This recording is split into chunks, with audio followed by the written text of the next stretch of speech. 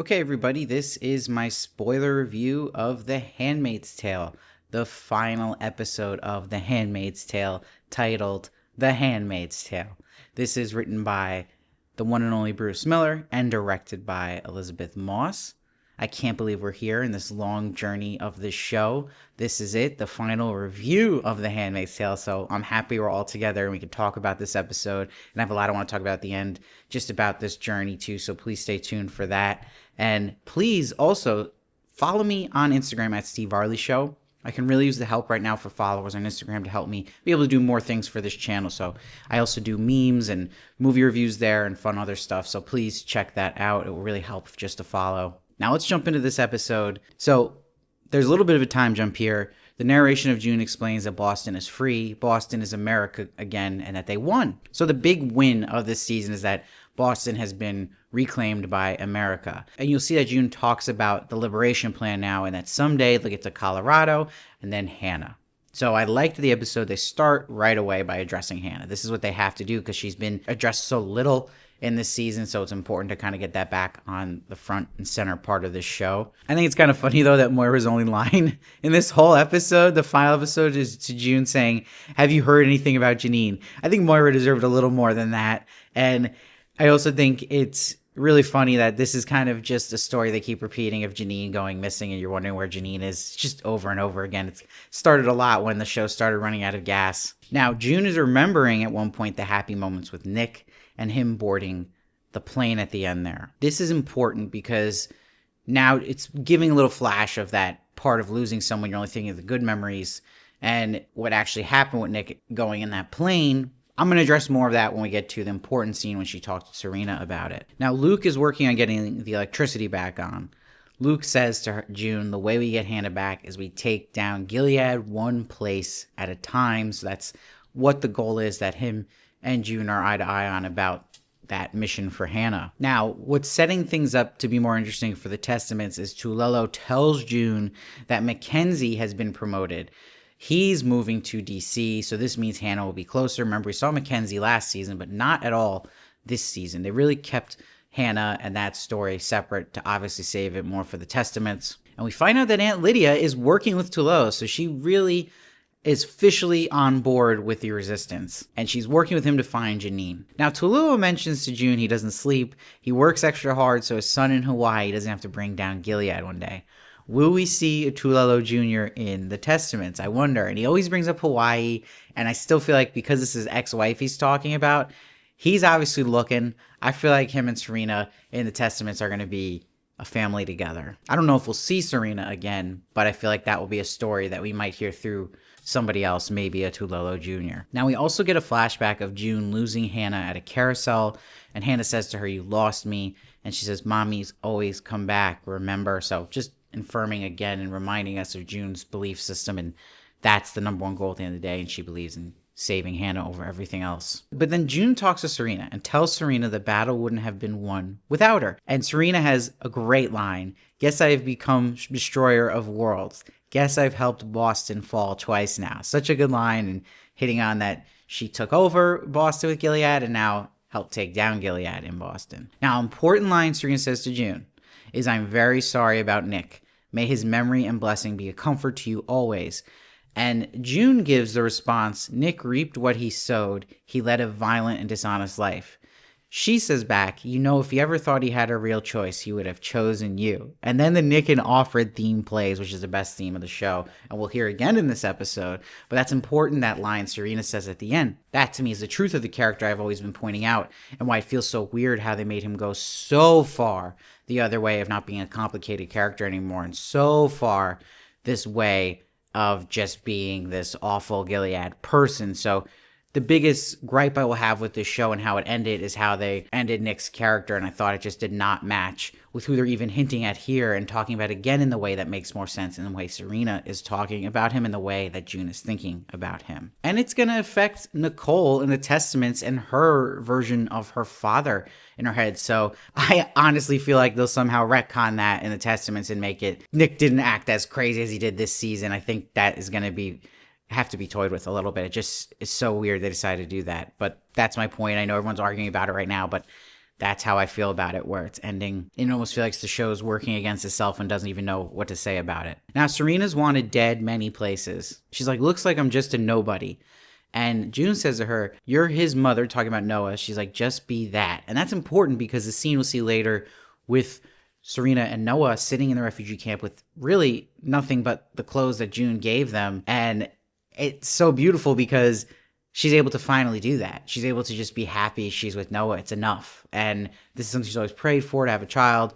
And she's there with nothing else around her and not looking at what she doesn't have and actually being grateful for once in her life. Now, before, though, she goes at refugee camp, she has a line to Mark saying, so my fate is completely in your hands. And he says, I'll find you. Ow, ow. So I'm definitely thinking they're going to be an item. Now, here's where there's a big moment here where Serena says, June, when I recall some of the things that were done to you, things I did that I forced you to do, I am ashamed. Again, Yvonne Strahovski just knocking it out of the park, acting-wise. And June says back, you should be. Serena says, I'm sorry. If words mean anything at all, I am sorry. And June says, I forgive you, Serena. I do. This got tears out of me. I called this moment that this would happen, that it should happen, and it would be a huge payoff. And there was a home run to me that it did happen in this way. I think that was something that June has always had difficulty forgiving Serena. There's many moments where she's asking June for forgiveness. It's just not there yet, and she doesn't feel like Serena's proven herself yet. I feel like that moment finally came here and was earned.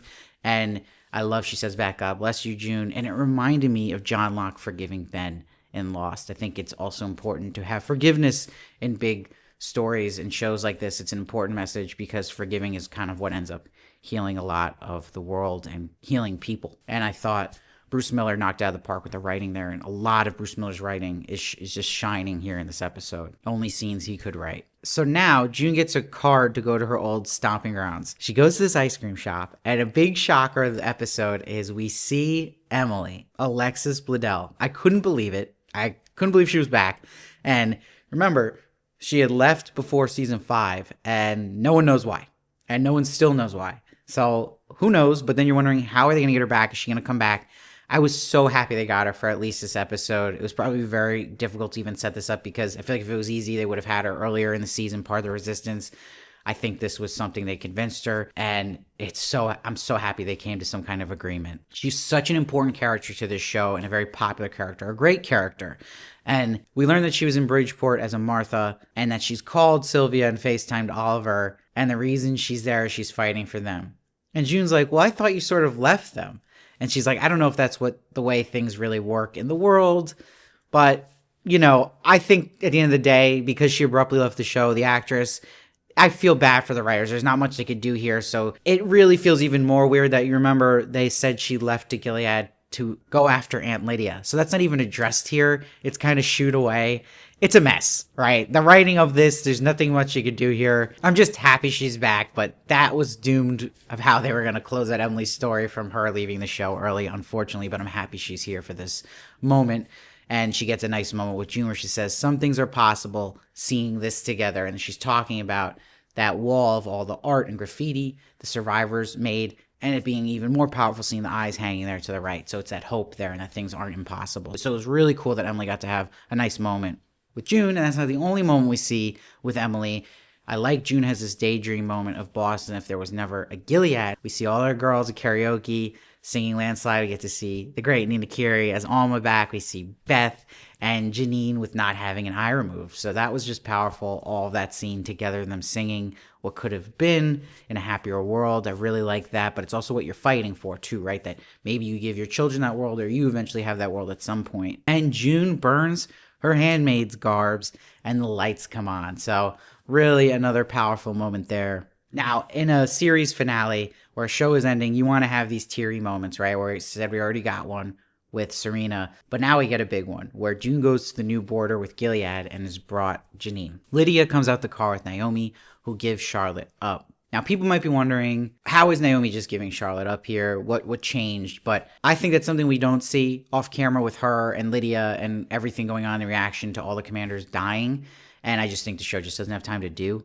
but I think they wanted to get it that Janine gets Charlotte at the end of the day. I wish that set up from the start of the season, Janine's story was a journey of getting Charlotte. I think that would have made more sense than just kind of cramming it in right here. I like they ended that way, but there could have been a way better way to have a story of her, Naomi, and Janine and Charlotte, and how Janine gets Charlotte from Naomi, making more sense. But it still hits. I mean, Janine holding Angela, just tears started dropping. June says, thank you to Naomi. And then Lydia says, take care of our Janine and Charlotte. So you're seeing this huge change in Lydia. June thanks Lydia. And Lydia, which is great about Ann Dowd's acting here, shows that face. She knows she has a long, long road of redemption ahead of her. And of course, a sequel series. So I'm happy they had Lydia go back in the car because she has a lot of, making up to do for what she's done. So then Holly arrives with Nicole. Now, June tells Nicole she has to keep all the little girls safe in Gilead. Gotta leave you again. So this is setting up lots of therapy for Nicole, of course. She says a line to Nicole, you don't have to be near mommy to feel her love. It will find you no matter where you are. This is a big moment too, and this is earned in June's story because of having a mother who wasn't really around. It was a nice moment, and it's a nice setup for Nicole in the Testaments too, but I thought it was hysterical that Janine is just there the whole time, and June wakes her up from a power nap and is behind there to take Nicole. I don't think we even needed to see that. I think you could have just cut to June talking to Holly. Did she have to hand Janine awkwardly the baby right there? I didn't think that was necessary at all. That was just hysterical. But maybe, Janine has some more importance in the Testaments. We'll see. Taking care of Nicole. Now, June asks Holly to watch Nicole for a little longer. And that's where Holly's like, but who will keep you safe? And she says, thing is, Mom, I am not safe and neither are you. They're never going to stop coming for us. And even when we are gone, they're going to come for our children and our grandchildren.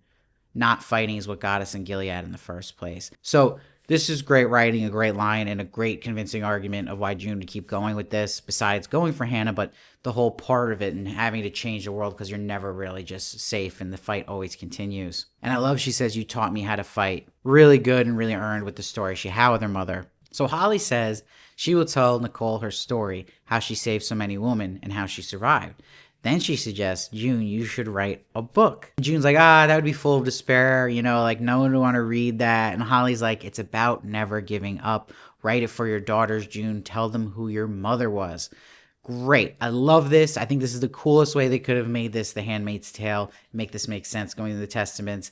I really thought this was an excellent scene, and having her mom tell her was perfect. That's why I think it's crazy they had Luke say the same idea the next scene. Like, let it just be the mom. We had the moment. You're doing it again. You can't triple stamp a double stamp. But in that scene with June and Luke, Luke says we don't know each other like we did before.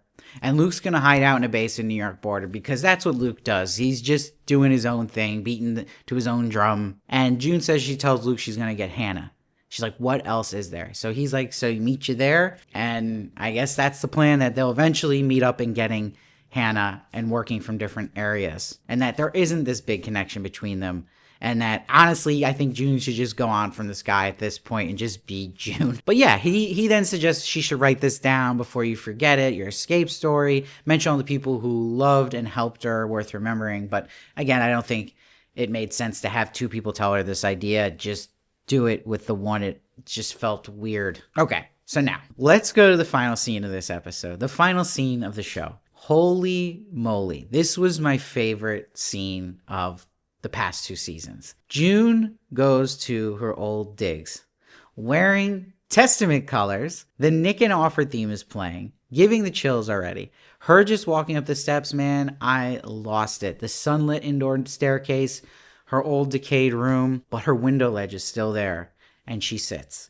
And the music with the violins, man, kicking in, and she reaches out for Hannah. Oh, man, I can't tell you, because it's not just June's journey and June's journey for Hannah. It's your journey with June and on the show together. I mean, it just hit so hard, and just going back to where it all started and her pulling out the recording, and it's The Handmaid's Tale. It begins. Back to the premiere footage, baby. And I love we got to see June say in the present that narration, and ending with the line, my name is Offred. I can't tell you how many tears were coming out of my face. Standing up, I was clapping. Bravo. I mean, you look at different shows and how they end their series completely. And yes, season 6 is not a great season of this show. But I do think you remember a lot of shows by their final scene. And for me, with Lost and all its problems, I love the final scene in Lost. I think that knocked it out of the park. And I think that's the case here. I think this scene, I couldn't have thought of a better way to have a final scene for this show. That I'm going to be giving the most points for in this episode because you had to nail it, and they nailed it. I think that is the most important thing no matter what when you end a show, that final scene hits. I think it hits perfectly. I don't think you could have done it any better. I was blown away by it. So I am so happy they nailed that. Now, rating the finale, I think that brings up huge points. I love the moments with Serena. I love the moments with Holly. I like that Emily came back. They did the best they could with that situation, but I'm just happy she's back, right? They could have done more with Moira. I don't like to have Luke repeat the same thing that Holly was saying. I think they should have kept that to the Holly moment, let it be its own thing. But I do like how they kind of separate her and Luke in a way. I like they gave a little love to Nick, even though the show might not want to fully admit that after what they've decided.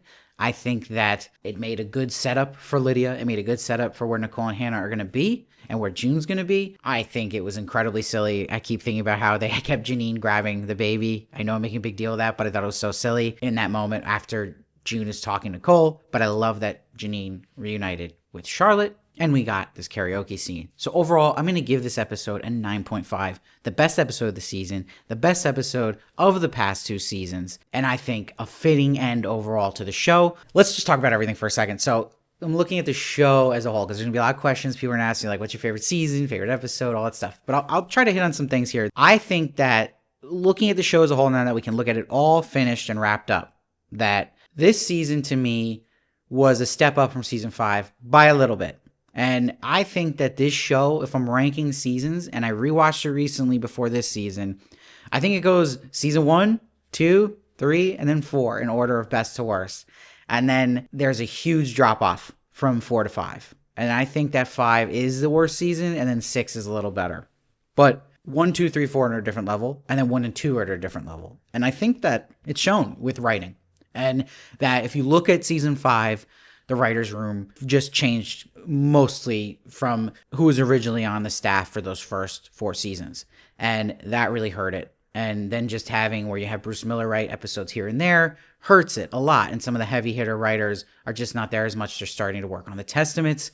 So unfortunately, this is a problem I've seen in the industry now where a lot of people, this really happened with Game of Thrones, where their heads are somewhere else getting towards the next project that they're forgetting to make sure they make the project that's so popular and would keep people watching for the next project amazing and to finish strong. So I think the show did a better job than a Game of Thrones. I'm not saying it's guilty of that completely, but I think it's guilty of losing focus in season 5 and 6 and getting away from its quality that it originally had. I think the show used to have such a laser focus and concentration and a certain tone to it that it escaped. And honestly, I think it was a risk. And I talked about this with Bruce Miller in my interview with him of this season about Canada and her getting to Canada when she did, and he admitted it was a risk and a really scary decision to have her escape so early. But now as I watch it looking back, I think that was the wrong call. Because it's the wrong call, because you can't have it end with her getting Hannah, and you needed one of those 2 things to hit here, where maybe she escaped now and it would have really hit.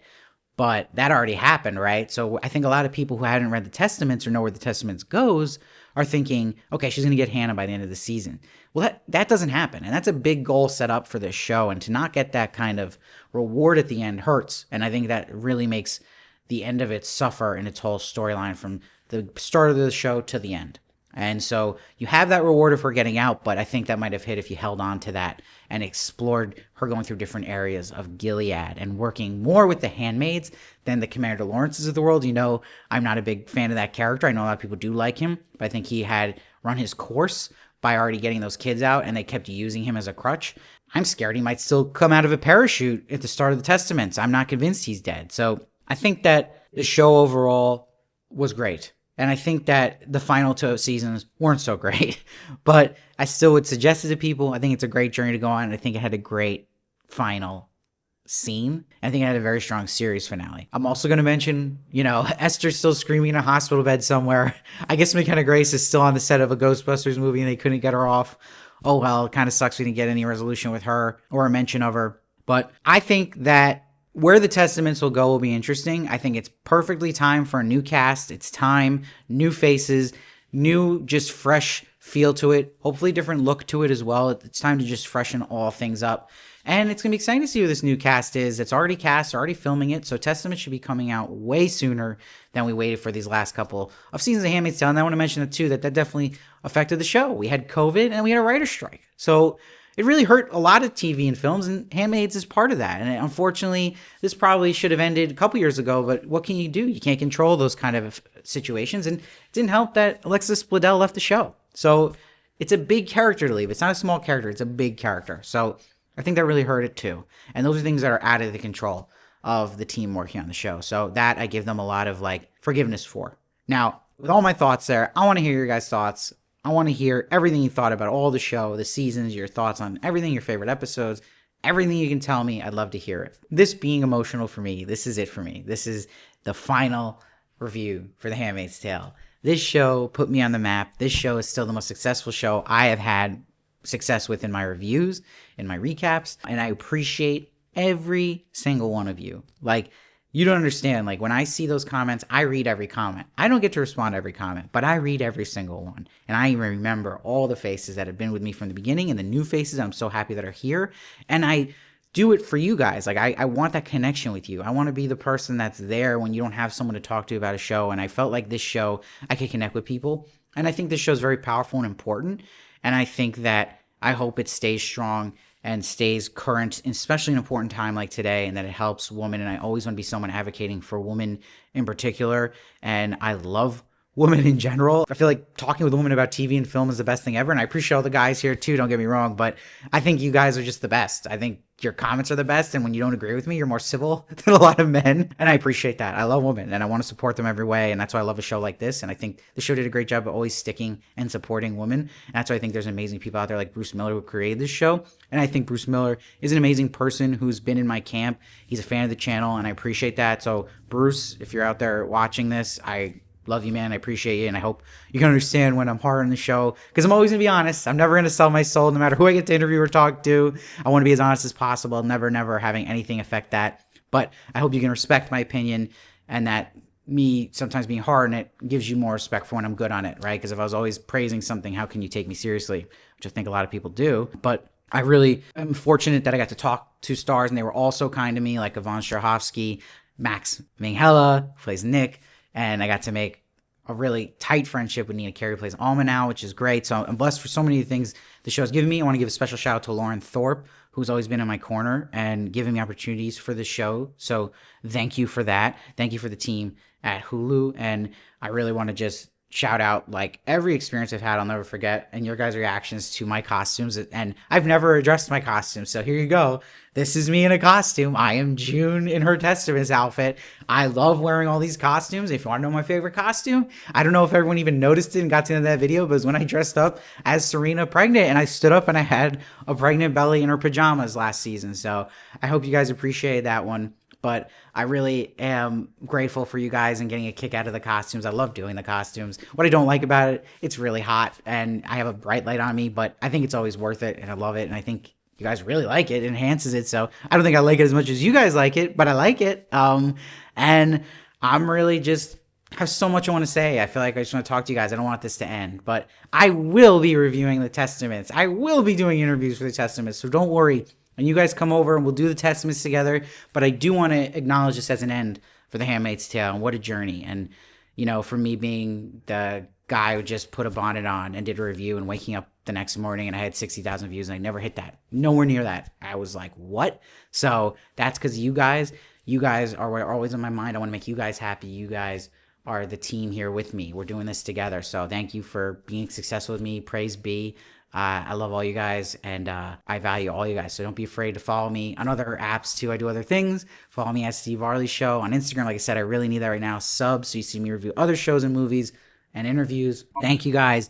Thank you, Handmaid's Tale team, the creatives, everybody. This is because of you guys, writers. Steve, stop kissing so much butt, but I'm going to anyway. Thank you to everybody, the PAs, the people, the extras. The extras are awesome in this show. So thank you. And I didn't get to interview Elisabeth Moss. That will always, burn me in my head a little bit. I'm always upset about that. But you know what? I got to connect with her in a different way through this show in June. So thank you, Elisabeth Moss, for doing an incredible performance of June in certain scenes that I'll never forget. And yeah, praise be. let's go to the Testaments.